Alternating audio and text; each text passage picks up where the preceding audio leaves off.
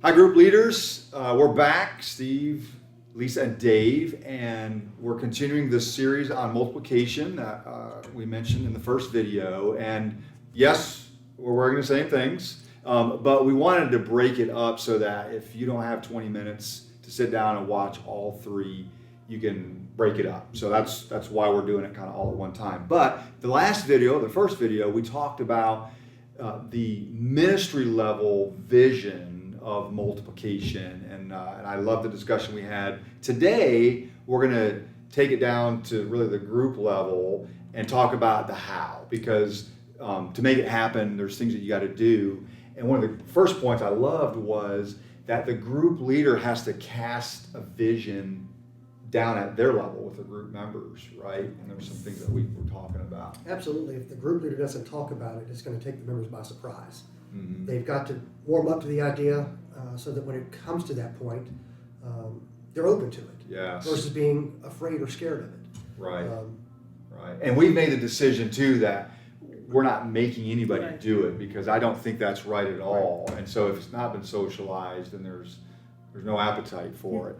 But we've also talked about emotionally. Yes, That's hard. That can be a hard thing, right? absolutely. I mean, you think about a group that's been together 10 plus years Mm. and considering multiplying, Right. that's an emotional attachment. Mhm. Safety has been built in that. So you have to consider that. It could still be done, and letting people know that, that type of multiplication doesn't mean that you can't come together Right. at other times, Yeah. whether it's a social or, just calling someone that, Mhm. say, hey, let's go have coffee or Yeah. something like that. So, Yeah. And I think with group leaders casting the vision, I think that helps to begin to prepare people, kind of like you said, Dave, to the idea that this is a good thing. It doesn't have to be viewed as a negative thing, but it has to start, obviously, with the group leader willing to talk about it.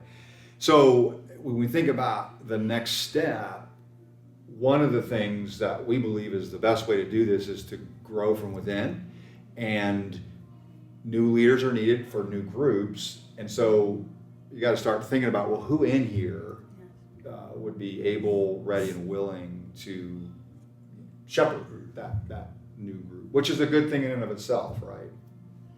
and I just thought of giving opportunities for people to lead in a group so that you can see that Yeah. they have that, I don't know, that ability Yeah. or that gifting.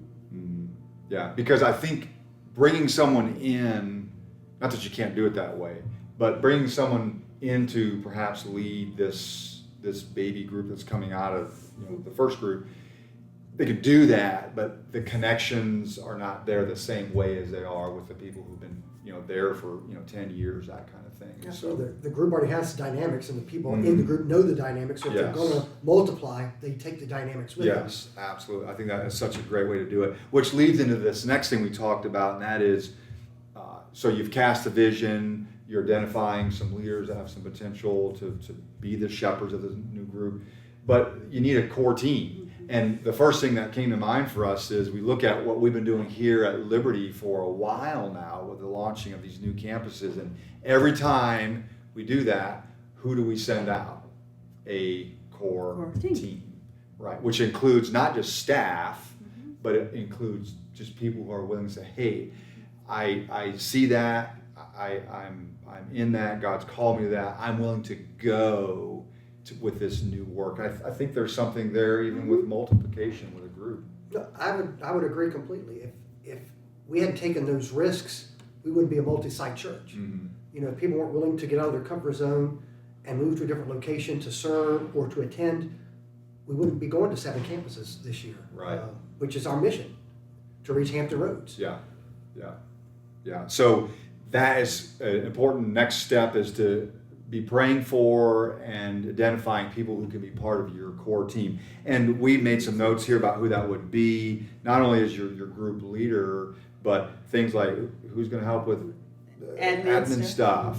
Maybe your group is big on making sure you have fellowship events, or the care team, like somebody's not here and I'm going to reach out. So all those different people, identifying them, so that when you're ready to now have them go out, you got a team ready to go. So when that's ready to happen, we don't want to just say, we use the phrase, bye, Bye. good luck, hope it all works out well. You want to stay connected with them. And so when you launch, which I think is a great way to look at that, launch with prayer and support, stay connected with them, offer to help, perhaps. I don't know, any other thoughts of how do you I think that's it. continue to nurture? Well, and I think you take the example again going back to the church. You hear it every Sunday. We're one church in multiple locations. Just because your group divides or multiplies, well, I'm sorry, not divide, because your group multiplies, Yeah. doesn't mean you guys can't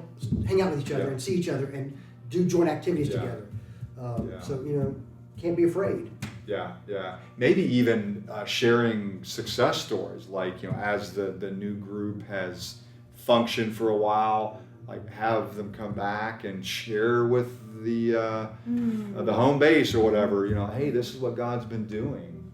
I think that'd be great to hear that, that God's doing more in there. So, and then this last thing we were kind of just getting at a little bit is staying connected, because I don't think the idea here is that you release them and you don't ever reconnect. I think you were talking about, Lisa, about there are strong emotional connections with friends, right?